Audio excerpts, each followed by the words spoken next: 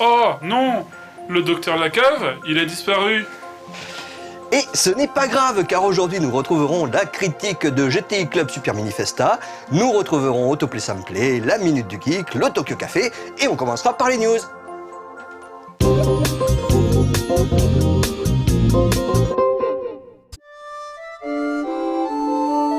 Après le très controversé Final Fantasy VIII, c'est au tour du 9e épisode d'être annoncé sur le PlayStation Network. Sa date de sortie reste encore inconnue, mais Sony a bel et bien confirmé l'arrivée prochaine du titre. Pour rappel, FF9 se voulait beaucoup plus consensuel que son prédécesseur, avec un retour à un univers heroic fantasy classique et des personnages au look SD, loin du réalisme voulu pour les protagonistes du 8. Un épisode qui avait séduit la plupart des fans de la série, mais dont les ventes restent moins importantes que celles des 2 autres épisodes sortis sur PlayStation.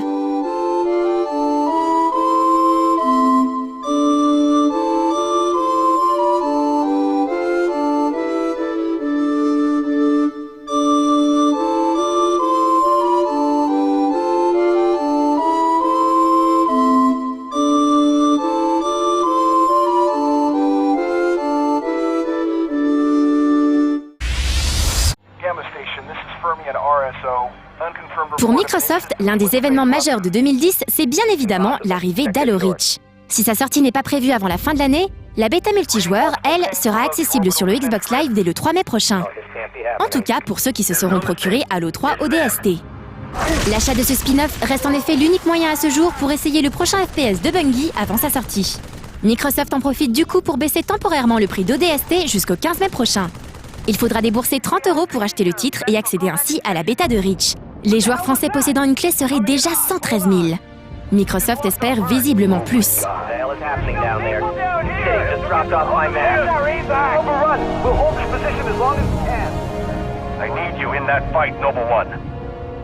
Noble One, come in.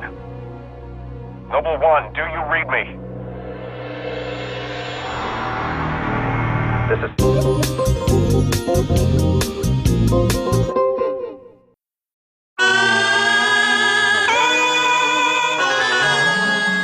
Nous avons déjà eu l'occasion d'en parler dans les news il y a quelques temps et pour cause. Ça fait un bail qu'on le suit et qu'on l'attend. Développé par Nigoro et le game designer Naramura Takumi, La Mulana est un jeu de plateforme 2D sorti en 2005 sur PC en freeware, qui s'offre aujourd'hui une seconde jeunesse sur le WiiWare.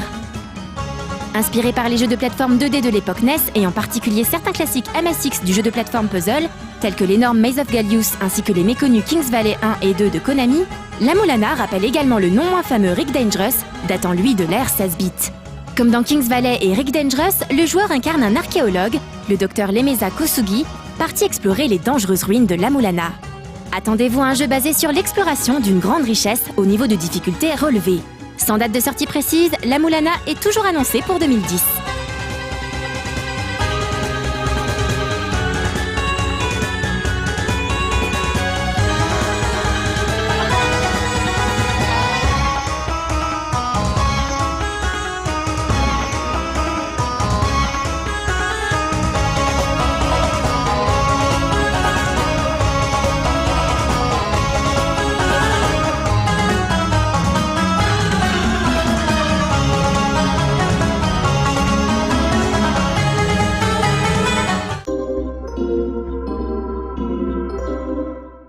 De magnifiques news sur lesquelles on enchaîne tout de suite sur les chapeaux de roue, puisque nous retrouvons GTI, Super Mini, Grand Club, Festa, Plus, Turbo, Alpha. Enfin bref, je vous raconte un petit peu l'histoire. C'est une bande de gangsters West Coast.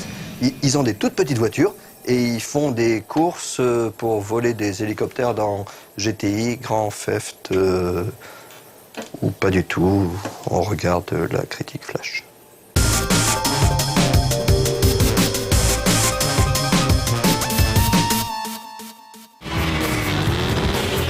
Ensoleillé et décontracté, le GTI Club sorti en 96 en arcade a laissé un excellent souvenir à de nombreux joueurs. Konami avait en effet choisi de jouer la carte du dépaysement et de l'originalité en proposant la Côte d'Azur pour cadre et des Super Mini à piloter, ce qui changeait agréablement des habituelles voitures de luxe ou de course.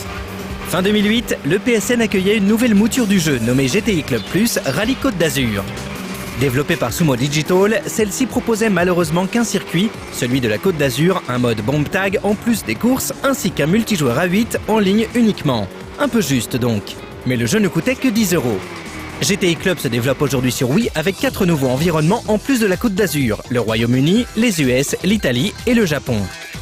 Comme d'habitude, chaque environnement est bourré de raccourcis et de routes annexes.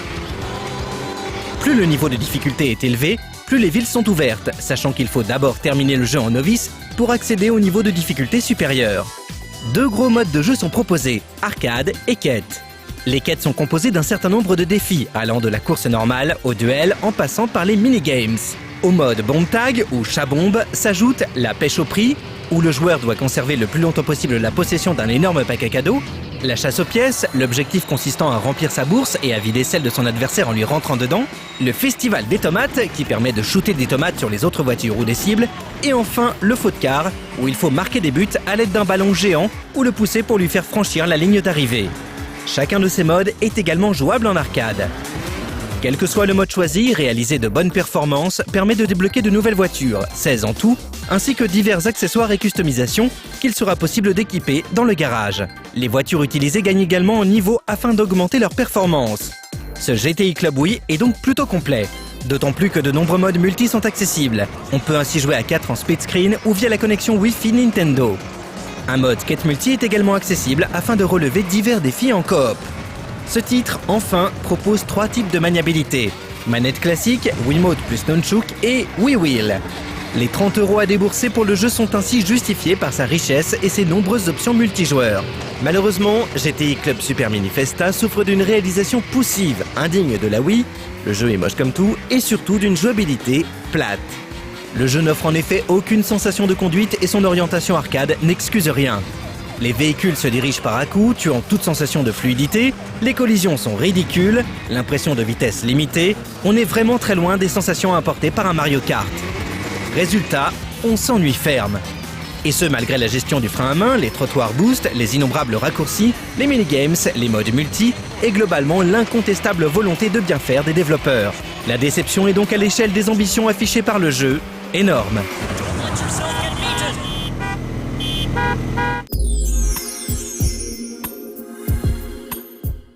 Donc, alors les gangsters qui sont dans leur petite voiture, comme ça, ils arrivent dans un magasin de musique et ils veulent acheter des disques parce qu'ils en ont assez de voler de la musique, parce que c'est pas bien, ils voleraient pas une auto, ils voleraient pas une télé, donc ils refusent de pirater sur Internet les morceaux de musique. Et donc, pour savoir ce qu'ils doivent acheter, ils regardent Autoplay, ça me plaît.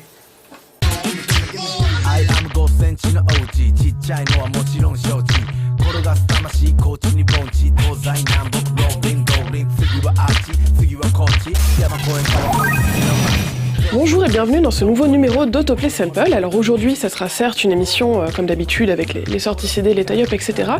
Mais il y aura un petit truc particulier, c'est-à-dire qu'on va beaucoup parler de Final Fantasy XIII puisque c'était la grosse sortie jeu vidéo du mois de mars et que Final Fantasy dans le monde de la musique de jeu c'est quand même quelque chose d'assez important. On va regarder ça tout de suite.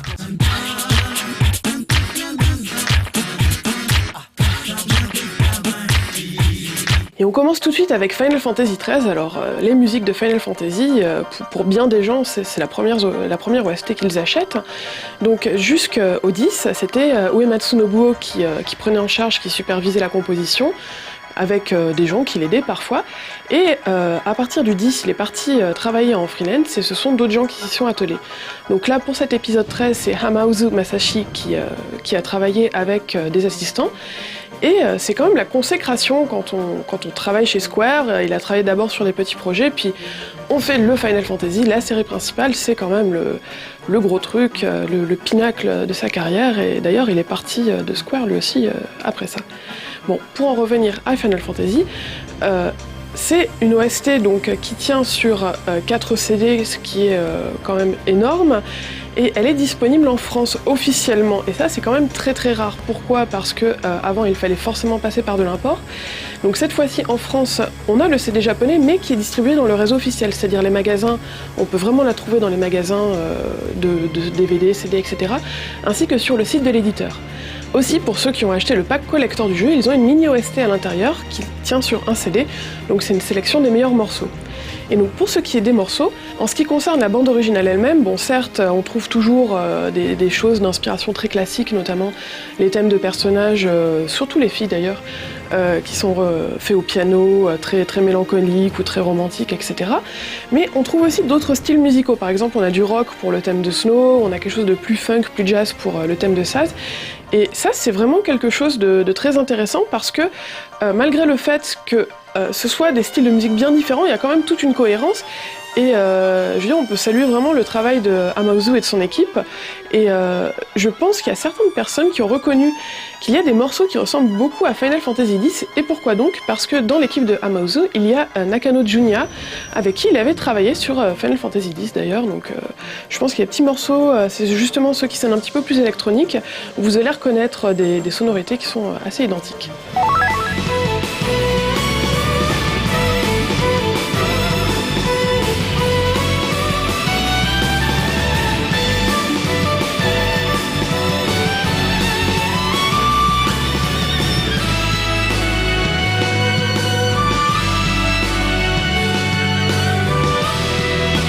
Alors on va continuer avec Oboro Muramasa. Alors peut-être que le nom vous dit rien, en fait c'est juste le nom japonais de Muramasa The Demon Blade, qui est un jeu Wii qui est sorti en France juste avant les fêtes.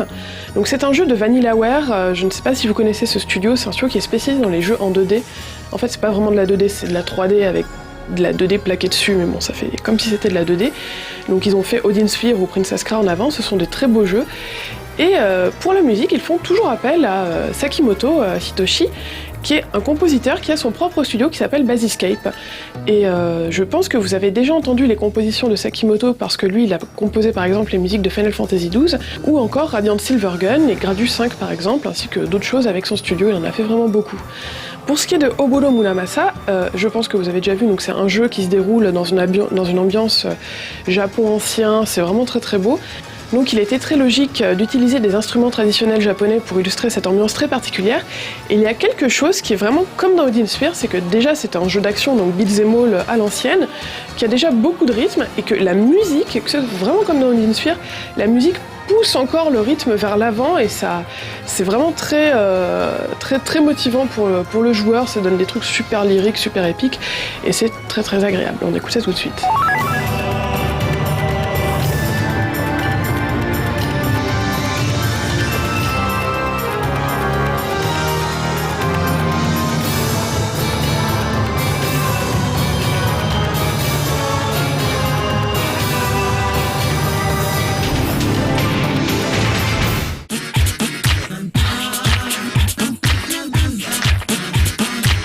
On passe tout de suite au tie-up, et comme c'est une émission spéciale Final Fantasy XIII, on va faire les deux tie-up de Final Fantasy XIII. Alors pourquoi deux tie-up? Tout simplement parce que dans la version japonaise et dans la version occidentale, ce ne sont pas les mêmes chansons thèmes. Au Japon, c'est une chanson qui est interprétée par Sugawara Sayuri, qui s'appelle Kimi ga iru kara, qui veut dire puisque tu es là ou parce que tu es là.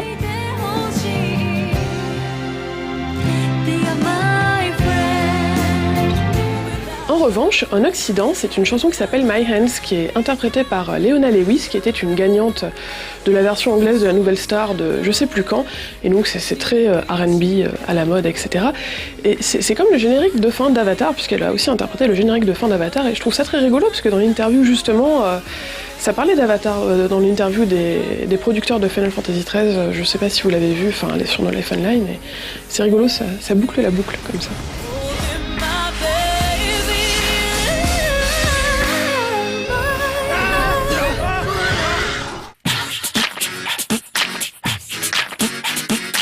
On passe tout de suite aux intros qui vont venir dans la rotation de Game Life. Alors en premier, ça serait une intro rétro, puisque ça sera XCOM Enemy Unknown, qui était un jeu PC et Amiga, puis qui est sorti ensuite sur PlayStation.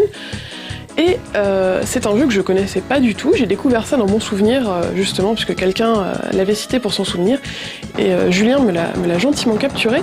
Et ça, c'est le genre de jeu de stratégie à No Life, quand on voit, on dit « Ah, ça c'est un jeu de Julien Pirou ».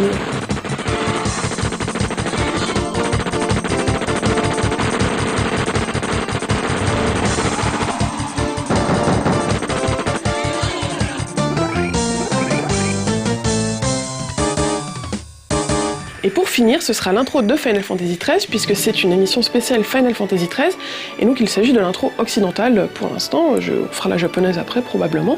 Donc comme on vous l'a dit tout à l'heure, c'est Leona Lewis avec In My Hand. Et les intros de Final Fantasy, pour Square, c'est leur vitrine, dire voilà, nous on est Square, nous on fait des images de synthèse qui assurent, et voilà, prenez-vous ça.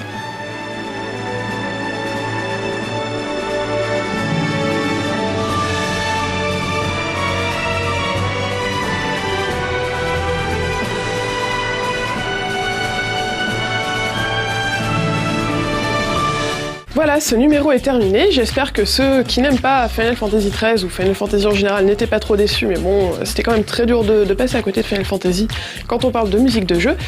Et en tout cas, moi je vous dis à dans 2 semaines.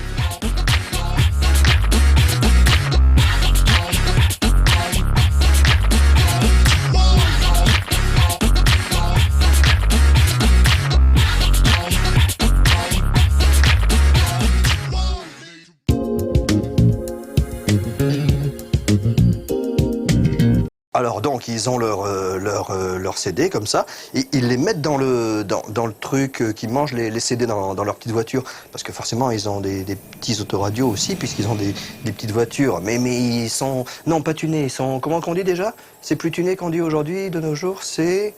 T'as vraiment besoin de savoir ou c'est dans ton acting? Non, j'ai vraiment un trou. C'est modifié. Non, il y a un nouveau mot, Alex, t'es pas au courant? Pour pas faire tuner, pour faire moins ringard, ils disent c'est des voitures modifiées. Ouais, mais maintenant il y a un nouveau mot qui remplace tuning. Bah c'est ça.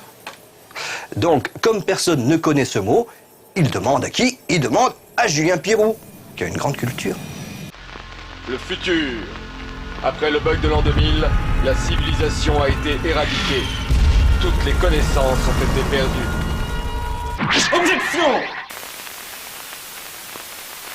Certains se sont aperçus que le générique de fin de la Minute du Geek ne crédite plus personne en tant que réalisateur de l'émission, pour la simple et bonne raison que la Minute du Geek est désormais réalisée par un grand nom de l'audiovisuel, Alan Smithy.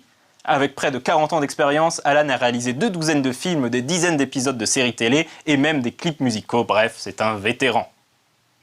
Blague à part, qui est Alan Smithy ? Eh bien c'est un pseudonyme employé par les réalisateurs américains quand ils estiment que leur film a été saboté par la production et qu'ils refusent d'en assumer la paternité. Le pseudonyme a été officiellement créé par la Directors Guild of America, la DGA, l'association américaine des réalisateurs. Tout a commencé en 1968 sur le tournage du film Death of a Gunslinger. Le film devait être réalisé par Robert Totten, mais il se brouillait avec la star du film Richard Widmark. Totten fut donc remplacé par le vétéran Don Siegel pour finir le film. Comme Siegel estimait que ce n'était pas normal que son nom soit apposé sur un film qu'il n'avait qu'à moitié réalisé, et que Totten refusait d'être associé au film, la DGA trancha en créant le pseudonyme Alan Smithy. Le premier pseudonyme proposé était en fait Al Smith, mais la DGA s'est vite rendu compte qu'il y avait vraiment des réalisateurs portant ce nom. Ce qui est amusant, c'est que si on associe le nom Alan Smithy à des films le plus souvent ratés ou très mauvais, Death of a Gunslinger reçut de très bonnes critiques à l'époque. Alan Smithy a pris sa retraite en 2000 après la sortie du film An Alan Smithy Film. Le film raconte l'histoire d'un réalisateur nommé Alan Smithy qui demande à ce que son nom n'apparaisse pas dans un film et découvre que le pseudonyme officiel est Alan Smithy. Le film est considéré comme l'un des plus mauvais films de l'histoire du cinéma, au point que son réalisateur demanda justement à être crédité sous le pseudonyme Alan Smithy. Mais le film attira surtout l'attention des médias sur le pseudonyme, ce qui poussa la DGA à chercher de nouveaux noms plus discrets, comme par exemple Thomas Lee. Un contre-exemple est survenu en 1984 avec la version de Dune pour la télévision. David Lynch n'assumait déjà que moyennement la version cinéma, mais il demanda à ce que son nom soit remplacé dans le remontage télé. Plutôt qu'Alan Smithy, il demanda d'être crédité sous le nom Judas Booth. Judas faisant référence à la trahison du studio, et Booth, le nom de l'assassin de Lincoln, au meurtre de son film.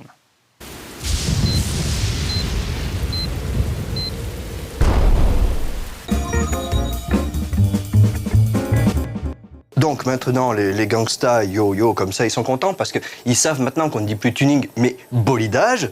Donc, qu'est-ce qu'ils peuvent faire pour fêter ça? Ils ne peuvent que rentrer chez eux, se mettre devant la télé, et comme ils ont payé leur abonnement, en plus, ils peuvent allumer aussi leur ordinateur et se préparer à regarder en presque simultané les 2 émissions, les 2 Tokyo Café, parce que Mademoiselle Suzuka, elle est encore mieux quand elle est 2.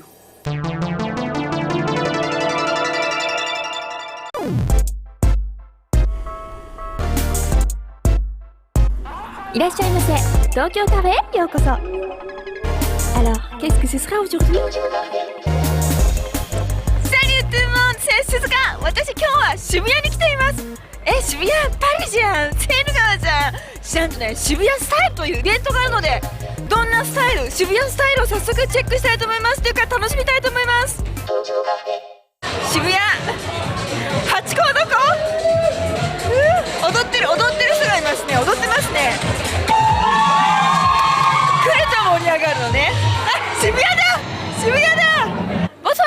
Pouvez-vous présenter s'il vous plaît? Lamia, Pénélope, vice-présidente de l'association Tetsuya, et trésorière de l'association Tetsuya. Qu'est-ce que c'est Tetsuya? Tetsuya, ça veut dire nuit blanche en japonais, et c'est une association qui a pour vocation de faire découvrir la culture japonaise. Music はなんだろう、渋谷っぽいかな。これ曲のセレクトはこれなんですかね。一応なんかそれっぽく中国の傘が飾ってあります。渋谷Ce soir c'est Shibuya Style. Effectivement. Tu es Shibuya Style? Un peu. Quelle façon? Gallo. Gallo. なんだうるさくてね聞こえないんだよね。さあこっちに行くと何があるのかというと生け花。あ、これ偽物ですね。でもねちょっと日本っぽいですよね、桜の季節で。渋谷っぽいというかそんな感じのファッショナブルな子たちに。Bonsoir. Vous êtes Shibuya Style? Harajuku Style. Harajuku Style. Ah, そうだ、Harajuku Style. Bonsoir. 今日のファッションはaujourd'hui ce soir c'est vous êtes Shibuya Style. Pardon? Vous êtes Shibuya Style? Oui. どこが Vous pouvez montrer un peu? Bah oui. 原宿スタイルで。でも原宿っていうのも渋谷区の中に原宿があるので OK です。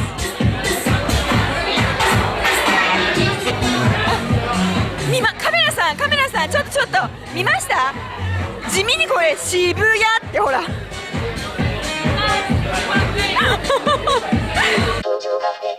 本の方ですよね。今日はなんでこのイベントに？あ、フランス人の友達が誘ってくれました。どうですか渋谷スタイル？渋谷かな？はい。ハチ公どこだハチ公？ありがとうございます。日本人が認める渋谷スタイル。さあ渋谷スタイルいかがだったでしょうか。まあね渋谷スタイルっていう名前だけでももうみんな人が集まって楽しめればいいじゃん。私はね結構早い時間に来たんでまだこんな関東雰囲気ですけれども、もしかしたらこんな後ゴールドラッシュで盛り上がるのかもしれない。クブネコンブブレ。